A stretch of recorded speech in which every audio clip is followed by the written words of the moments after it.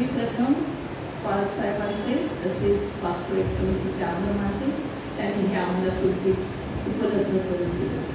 त्याचप्रमाणे मी विशेष आभार मानते माननीय सल्लाकेदार मॅडमचे.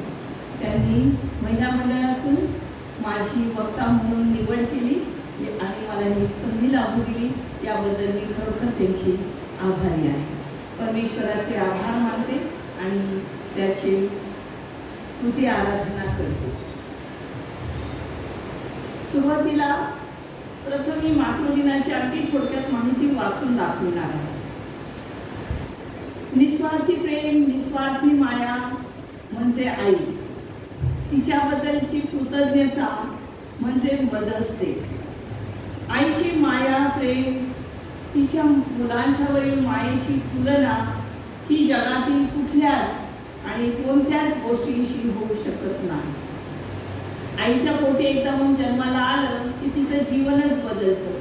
ती त्या लेकराची होऊन जाते आणि कोणताही स्वार्थ न ठेवता किंवा मनामध्ये काहीही न ठेवता ती त्या मुलाची होऊन जाते आणि तिचं जीवनही त्या लेकरासाठी असतं.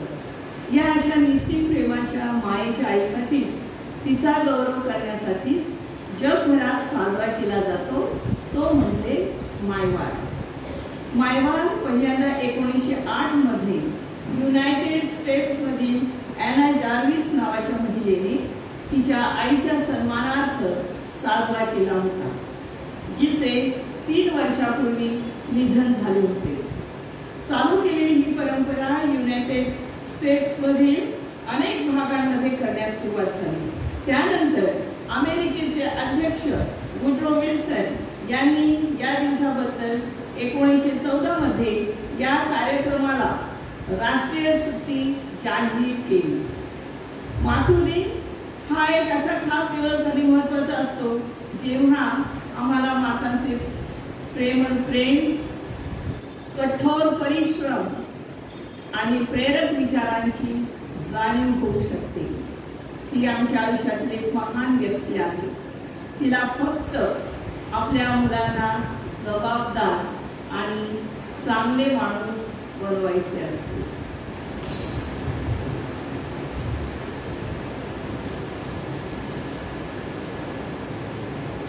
आज प्रथम आपण शास्त्रीयाचा 13वा अध्याय आणि 9 ते 14 ही वचन आपण ऐकलेली आहे. त्यावर आपण थोडक्यात ऐकूया. सरा नावाच्या गावी मानोहा नावाचा एक मनुष्य राहत होता. त्याची पत्नी वांस होती आणि तिला मूलबाळ नव्हते.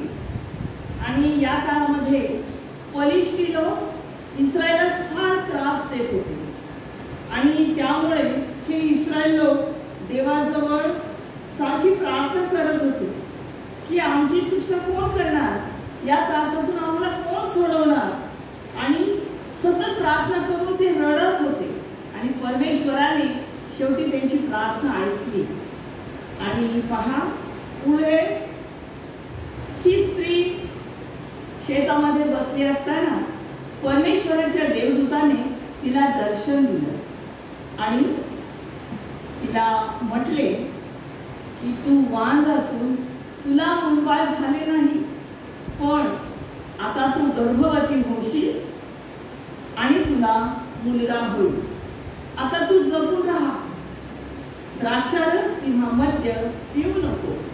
कोणताही अशुद्ध पदार्थ तू खाऊ नको, कारण तू गर्भवती होऊन तुला मुलगा होईल आणि त्याच्या डोक्याला तू वस्त्रा लावू नकोस, कारण तो जन्मापासूनच देवाचा नाजीर होईल. खरोखर इस्रायलास फलिस्त्यांपासून तो सोडवी असेही देवदूताने त्यावेळेस त्या स्त्रीला सांगितलेलं आहे. तो देवाचा नाजीर होईल म्हणून सांगितलं आहे. तर नाजीर म्हणजे काय? तर नाजीर म्हणजे अर्पिलेला, वेगळा केलेला.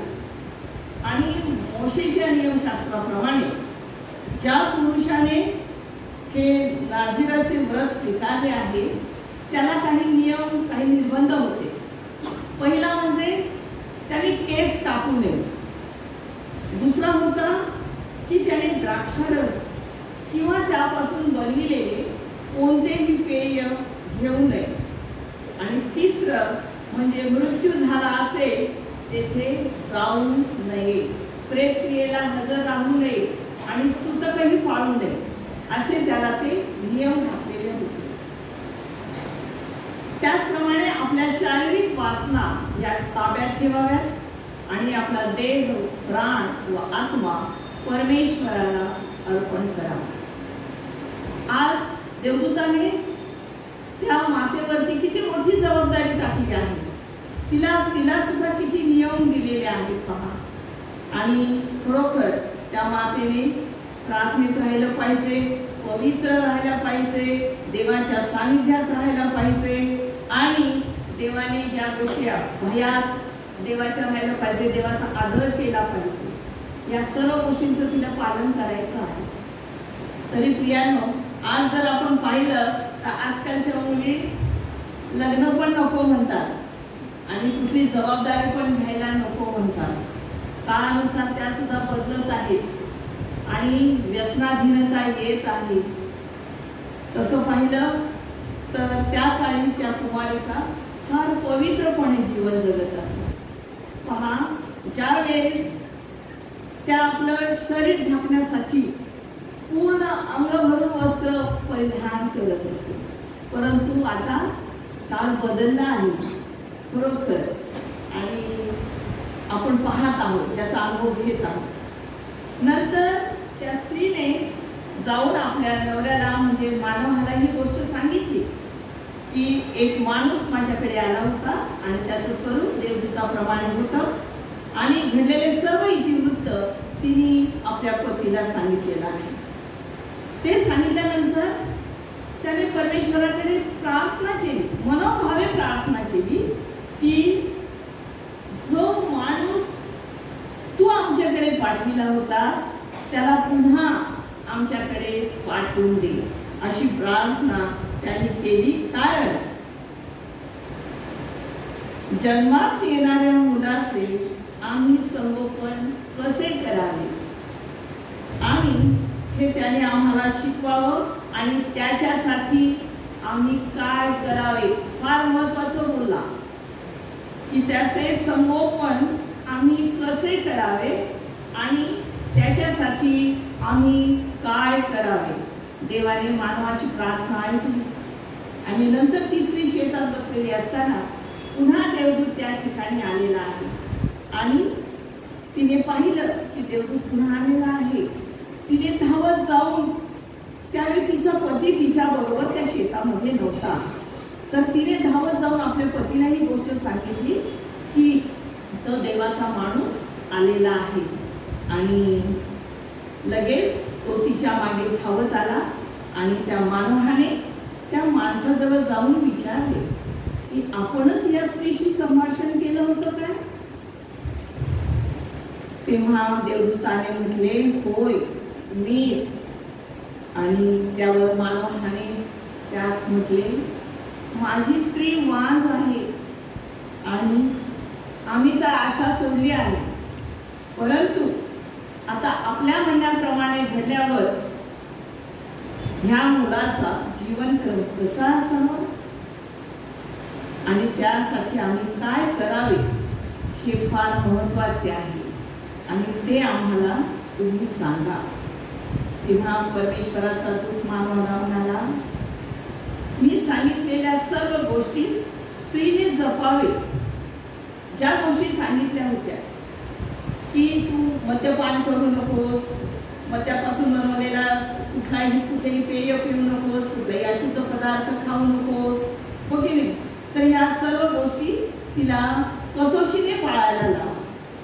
पहा, प्राचीन यहुद्यात व इतर जमातीत, इतर जातीच्या लोकात शुद्ध द्राक्षारस पुष्कळसा पिण्याचा रिवाज असे आणि हंगामाच्या दिवसात व सणावारात लोक हा द्राक्षारस घेऊन मस्त होत असे.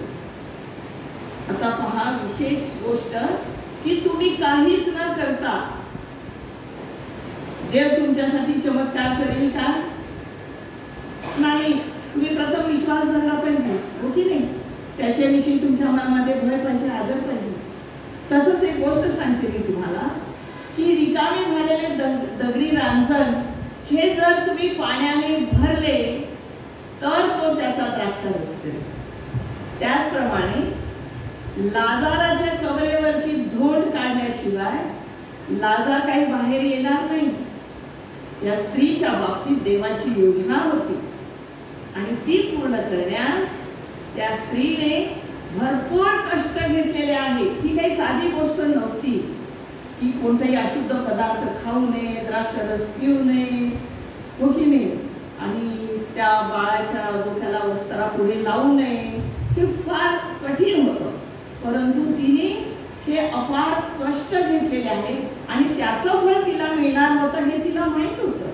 आणि पोटातील गर्भ हा पवित्र आहे व तो परमेश्वरापासून आशीर्वाद या स्वरूपात आपल्याला मिळणार आहे याची जाणीव तिने ठेवली आणि म्हणून ती परमेश्वराच्या भयात आणि सानिध्यात राहिली.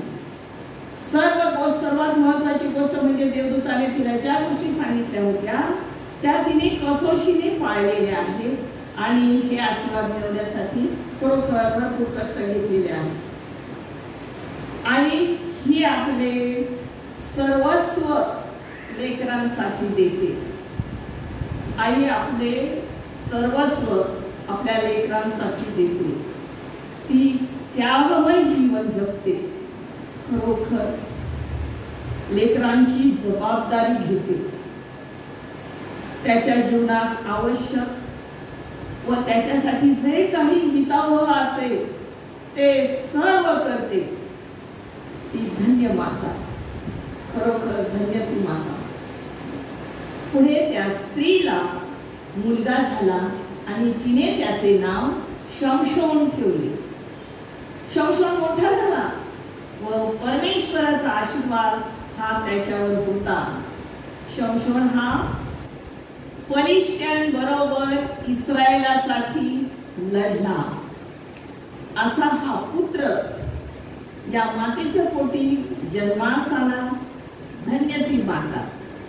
परमेश्वराने तिला हा असा पुत्र दिला आणि तिच्या जीवनामध्ये एक चमत्कार केला की ती वाज होती तरी पण प्रभूने तिला आशीर्वादित केले. ही महत्वाची गोष्ट, कारण तिच्या प्रार्थनेचं तिला उत्तर मिळालं आणि त्याने देखील इस्रायलासाठी फलिस्त्यांबरोबर लढला. पहा, तिला देवाविषयी आदर आणि सन्मान होता, भयभीती होती, आचरण पवित्र होतं. तिनं देवाच्या लेकराकरिता खरोखर कसोशीने प्रयत्न केला होता. त्याचप्रमाणे आता आपण दुसरं एक उदाहरण पाहूया. मत्ती याचा 20वा अध्याय आणि 20 ते 24 वचन आपण आता ऐकलेली आहे. खरोखर ही जी विनंती आहे ही आणि ही सन्मानाप्रित्यर्थ विनंती केलेली आहे. जब्दीचे मुलगे याकोब आणि योहान. जब्दीचे घराणे फार श्रीमंत होते. त्याच्या घरी नोकर चाकर असत आणि त्याचा मुलगा योहान हा महान याजकाशी चांगल्या रीतीने परिचित होता. आणि या सर्व गोष्टींवरून असं दिसतं की ते घराणे घरंदाज होते खरोखर. आणि पहा, हे दोघे भाऊ आपले वडील जब्दी यांच्या समवेत तारवात बसले होते आणि त्यांचा व्यवसाय होता मासेमारी. आणि माशाचं जे काही जाळी आहे ती ते नीट करत होते. दोघे भाऊ वडिलांसोबत बसून ती जाळी नीट करत होते. परंतु त्याच वेळेस येशू हा त्याच्या शिष्यांना पाचारण करीत होता आणि त्याने पाहिलं की तारवामध्ये योहान आणि याकोब हे बसलेले आहेत आणि त्याने त्या दोघांना बोलावले. त्यांना ज्या क्षणी बोलावले लगेच याकोब आणि योहानाने एकदम क्विक ऍक्शन की त्यांनी आपलं तारू सोडलं, आपले वडील जब्दी यांना मागे सोडलं आणि येशूला अनुसरलं. त्यांनी आज्ञा पालन केलं की ते म्हणाले नाही की पाहू वडील समोरच आहेत, मी त्यांचा विचार घेतो, आईला भेटतो आणि मग येतो, अशी कुठलीही सबब त्यांनी सांगितलेली नाही. ते लगेच दारू सोडलं, जगती आपल्या पित्याला सोडलं आणि येशूच्या मागे निघून गेली. खरोखर ती आज्ञाधारक मुलं होती. का आज्ञाधारक मुलं होती? कारण त्यांच्या आईचे ते संस्कार त्यांच्यामध्ये होते. त्यांच्या आईने त्यांना आज्ञाधारकपणा शिकविलेला होता. देवराज्याच्या वाढीसाठी याकोब आणि योहान या दोघांचीही फार मदत झालेली आहे. येशूने त्यांना चमत्कार करताना नेहमी बरोबर घेतलेला आहे आणि त्यांना काही विशेष गोष्टीही दाखविलेल्या आहेत. खरोखर ही फार सन्मानाची गोष्ट आहे, कारण ते दोघे विश्वासातले पण होते, कारण त्यांचा विश्वास येशूवर होता आणि ते आज्ञाधारक होते. पहा, योहानाची आई सलोमी ही देवाची सेविका होती आणि ती श्रद्धावान अशी स्त्री होती. तिचे आचरण पवित्र होते, तिचा देवावर पूर्ण विश्वास होता आणि त्याविषयी भय आणि आदर हा तिच्या ठायी होता. विशेष तिच्या स्वभावाचं वैशिष्ट्य सांगण्याचं म्हणजे ती अतिशय धैर्यवान होती आणि तितकीच ती प्रेमळ माता होती. पहा, तिने आपल्या मुलांचा योग्य प्रकारे प्रतिपाळ केला आणि प्रभूवरील विश्वासात आपल्या लेकरांना राखलं, आज्ञापालन शिकवले आणि तिच्या ठाई जी सेवाभावी वृत्ती होती, जे त्यावरून असं समजतं की तिचा आदर आणि सन्मान करणं हे योग्य आहे, कारण तिने आपल्या लेकरांना प्रभूच्या भयात वाढवलं, आज्ञापालन करायला शिकवलं आणि ते येशूच्या समागमात सदैव होते. स्त्रीची अनेक रूप आहेत. ती मुलगी आहे, ती आई आहे, आजी आहे, सून आहे, मुलगी आहे, सर्व नातं हे स्त्री ही निभावते आणि ती पुढील वंशाची जननी आहे. महत्वाचं की ती पुढील वंशाची जननी आहे. पहा, ती आपल्या कुटुंबाची व्यवस्था पाहते.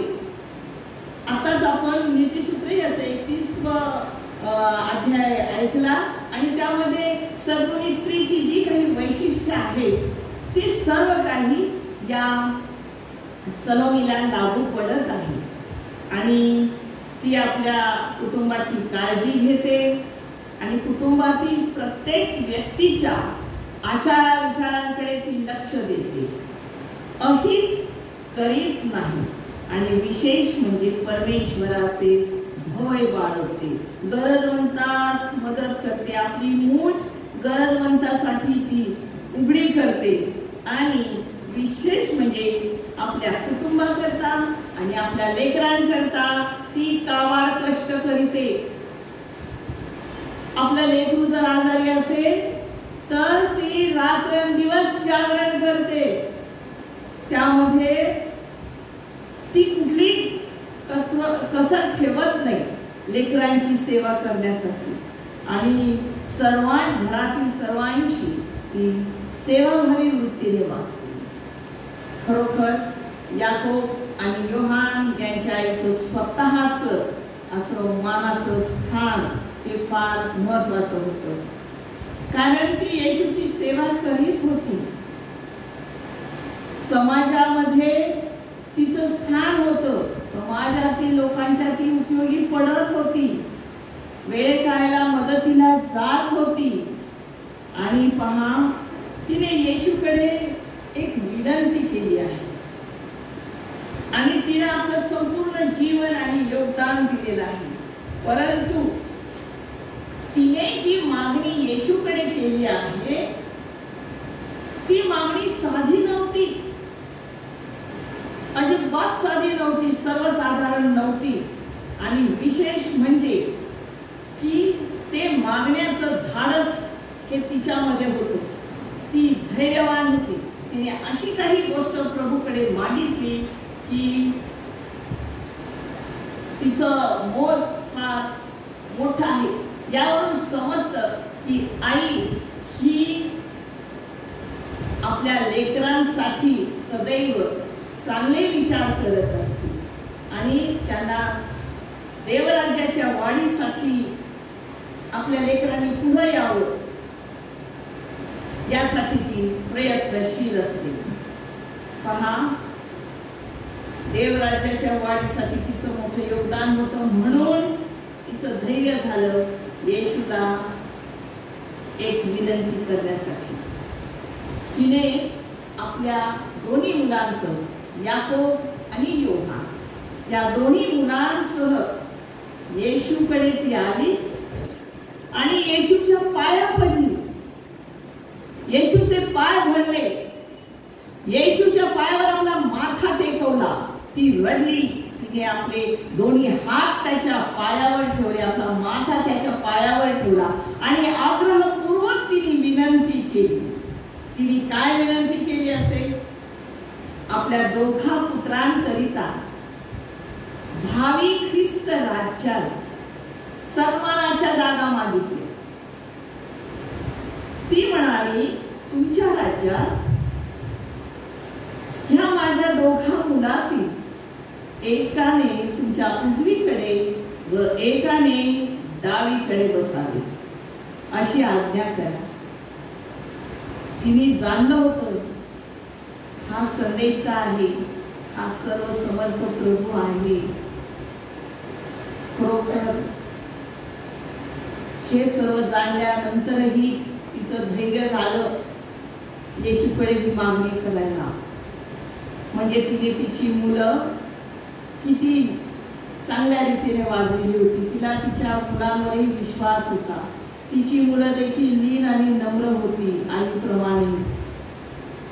पहा, ती मुलांसाठी नम्र झाली, पाय धरले. तो मसीहा आहे हे तिने जाणलं होतं आणि म्हणून तिने ही मागणी केली. त्यावेळेस येशूने तिला सांगितलं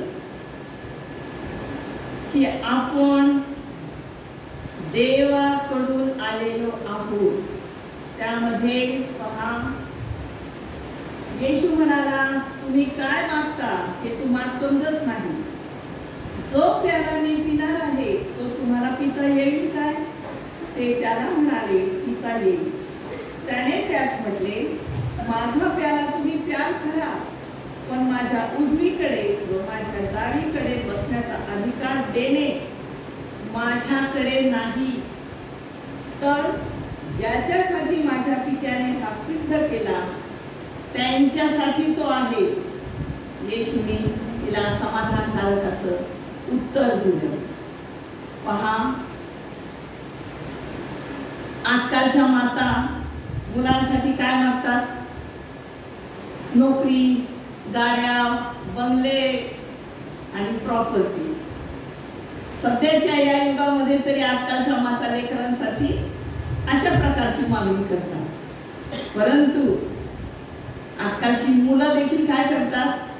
राजकारणी लोकांच्या मागे असतात, व्यसनी असतात, मोबाईलचं व्यसन असतं, मित्रपरिवार असतात, टीव्हीवरच्या सिरियल पाहतात, इतरत्र वेळ घालवतात.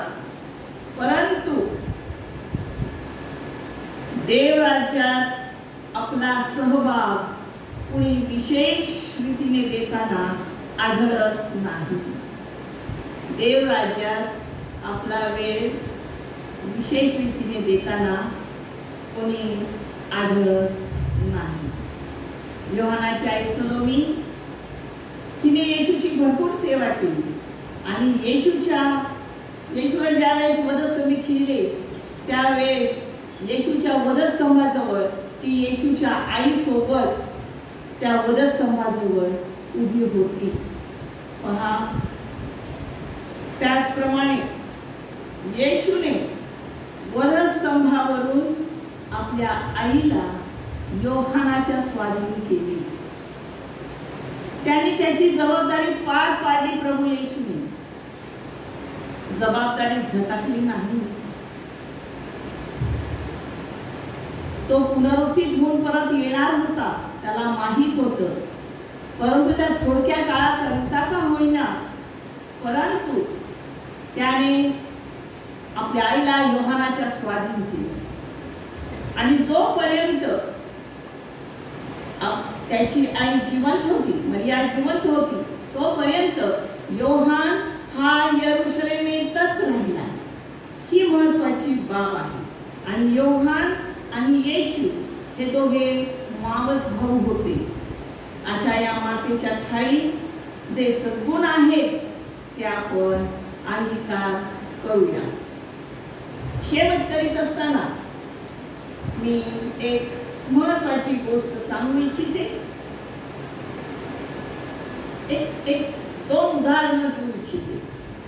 सर्वसाधारण आपलं दैनंदिन जीवन जगत असताना जे समोर दिसतं त्याविषयी मी बोलत आहे. आता केदारे मॅडमने सुंदर प्रार्थना केली, अतिशय सुंदर.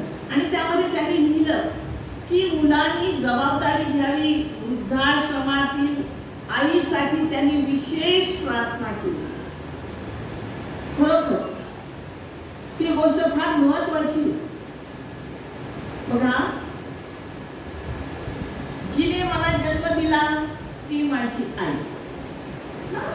मग नंतर लग्न होतं. मग जीवनामध्ये पतीच्या जीवनात कोण येतं? पत्नी येते.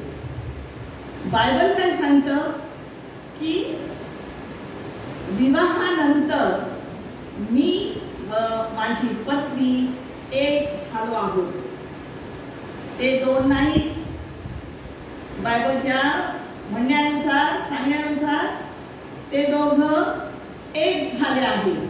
ते दोघे वेगळे नाही. तर मग जी माझी आई होती ती दोघांची आई झाली पाहिजे. आणि तिची आई ही दोघांची आई झाली पाहिजे. असे घडले तर तुम्हाला आई शब्दाचा अर्थ कळला. तुम्हाला आई पण आढळलं, दिसतं. पहा, जर तुम्ही तुमच्या सासूला आईसारखे प्रेम लावू शकत नाही तर तुम्हाला येशू कळालेला नाही. जर तुम्हाला सासूमध्ये आई कळालेली नाही, आई दिसत नाही, तिच्यामध्ये आई आढळत नाही, तर तुमचा तो विवाह झाला आहे त्यावर अजून तुमचे लक्ष केंद्रित झालेले नाही. आई शब्दाचा अर्थ कळालेला नाही. जशी तुम्ही तुमच्या आईवर प्रीती करता तशी विवाहाच्या द्वारे पती बरोबर एक झाला आहात, तर त्या पतीची आई ही सुद्धा तुमची आई झालेली आहे. देव प्रीती आहे आणि त्याने आपल्याला प्रीतीचा धर्म शिकवलेला आहे. हे ध्यानात असू. त्यानंतर मी दुसरे एक उदाहरण सांगते. जाता जाता 10 आज्ञांपैकी 5वी आज्ञा पहा. तू आपला बाप व आपली आई यांचा मान राख. आईच्या प्रेमाचा, आईच्या त्यागाचा सन्मान करा. आईवर प्रेम करा. पहा, पैसे तर सगळेच कमवतात. पैसे तर सगळेच कमवतात. पण तुम्ही चांगुलपणा आणि माणुसकी ही कमवायला शिका. तीच तुमच्या कामी येणार. तुम्ही जबाबदारी घ्या. जे लोक आईचा सन्मान करीत नाही त्यांची उन्नती होत नाही. तिच्यासाठी अपशब्द, आरोप, उतार वयामध्ये तिला दुःखी ठेवू नका. तुम्ही आईपेक्षा मोठे नाही. तिने तुमच्यासाठी फार अपमान सहन केलेले आहे, तुमच्यासाठी फार कष्ट सहन केलेले आहे. तुमची लहानापासून तुम्ही मोठे होईपर्यंत तुमची फार सेवा केलेली आहे, तुमची काळजी घेतलेली आहे. त्या उपकारांचं स्मरण करा. खरोखर आईवर प्रीती करा, अमर्याद प्रेम करा, निस्सीम प्रेम करा. प्रत्येक परिस्थितीत तिच्यावर प्रेम करा, तिचा सन्मान करा, तिला जीव लावा. प्रभू येशूने सांगितलं आहे, तुमचा आई व तुमचा बाप यांचा मान राखा, म्हणजे तुम्ही त्यांचा सन्मान करा. पहा, तुम्ही आईची जबाबदारी घ्या. जबाबदारी झटकू नका. तिने आयुष्यभर तुमची जबाबदारी घेतलेली आहे. आता वेळ तुमची आहे. तुम्ही तिची जबाबदारी घ्या. जितके कमावले आहे सगळे सोडून जायचं आहे. फक्त सत्कर्म बरोबर घेऊन जायचं आहे. खरोखर आजच्या या दिवशी आपल्या आईविषयी मनामध्ये जर काही किलबिश असेल कोणाच्या मनात, तर ते दूर करा. आईच्यासाठी प्रेमाची जागा आपल्या अंतःकरणात करा. इतर कोणाचे ऐकून आईच्या प्रेमाची जागा तुम्ही रिक्त करू नका, अशी मी विनंती करते. मला ही थोडका संदेश दिला आहे, परंतु ही देण्याची संधी दिली याबद्दल मी परमेश्वराचे आभार मानते. आणि परमेश्वराने हे बोलत असताना मला सहाय्य केले याबद्दल मी परमेश्वराचे मनापासून आभार मानते. धन्यवाद.